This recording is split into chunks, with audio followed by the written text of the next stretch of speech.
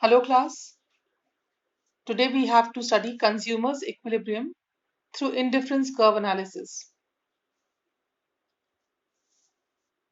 Now a consumer attains equilibrium when he or she maximizes his total utility given his or her income and prices of the two commodities. That means a consumer is in equilibrium when he maximizes his satisfaction with his given income and the prices of the two commodities.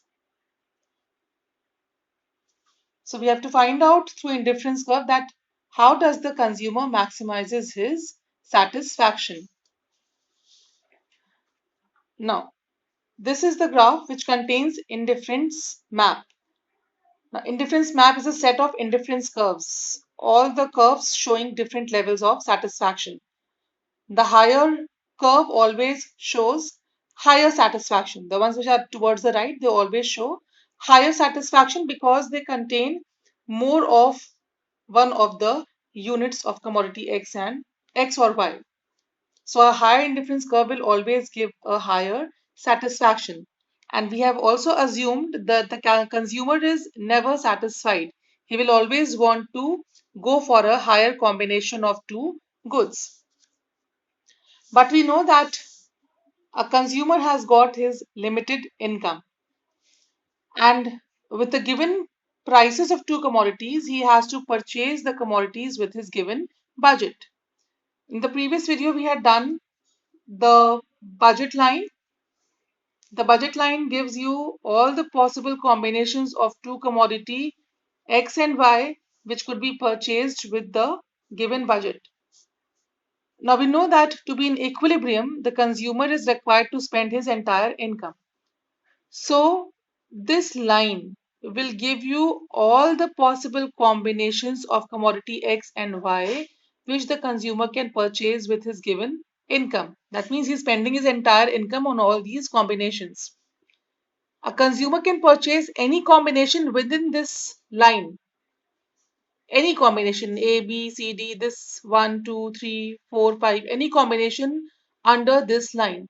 But in that case, if he chooses to take this combination of X and Y, he can purchase it, but he is not spending his entire income.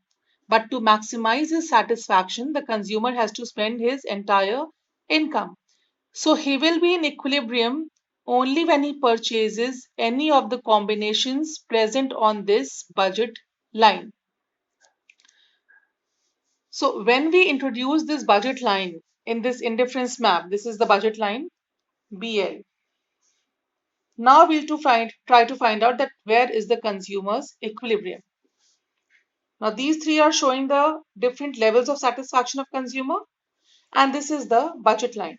So when we have introduced the budget line in the indifference map, we can see that there are 3 points on the budget line which the consumer can choose to consume because he's spending entire income on these 3 combinations.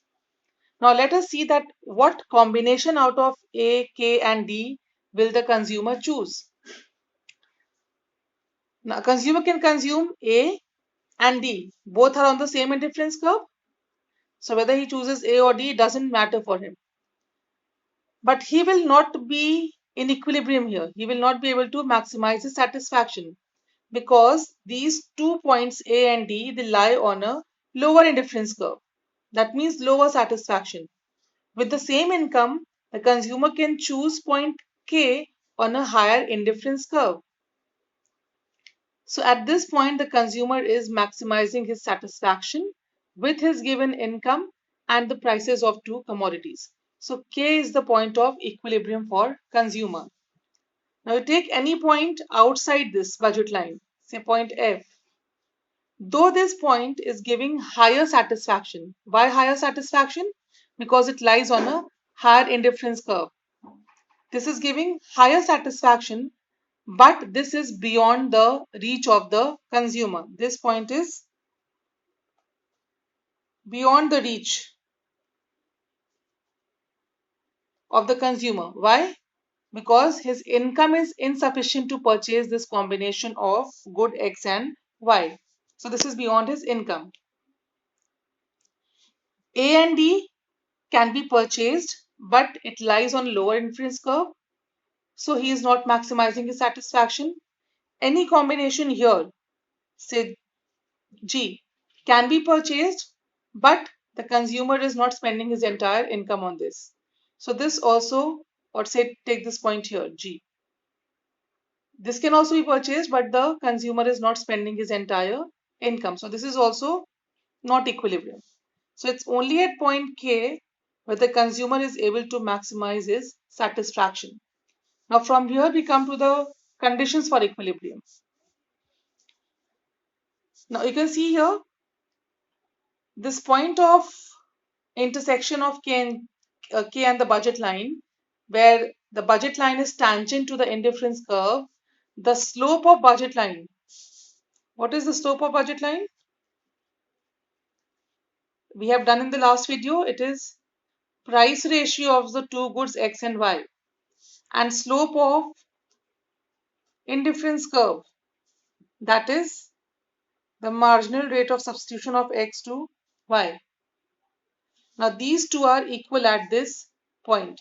So the first condition from here is that the marginal rate for substitution should be equal to the price of X and Y. And the second point is that indifference curve should be convex to the origin. We can see here the consumer does not choose this point or this point, he chooses this point. What is the difference? The difference is that this point is convex to the origin. This is origin and this point is convex to the origin. So these two conditions must be satisfied for the consumer to attain equilibrium. Now, in order to write the answer, you will first write this, explain what is indifference curve and map, what is budget line, give the conditions and draw this diagram and explain these points, that why is this point of equilibrium, why not these 2 points, and why is this point also not a point of equilibrium. So this is how you're supposed to write the answer.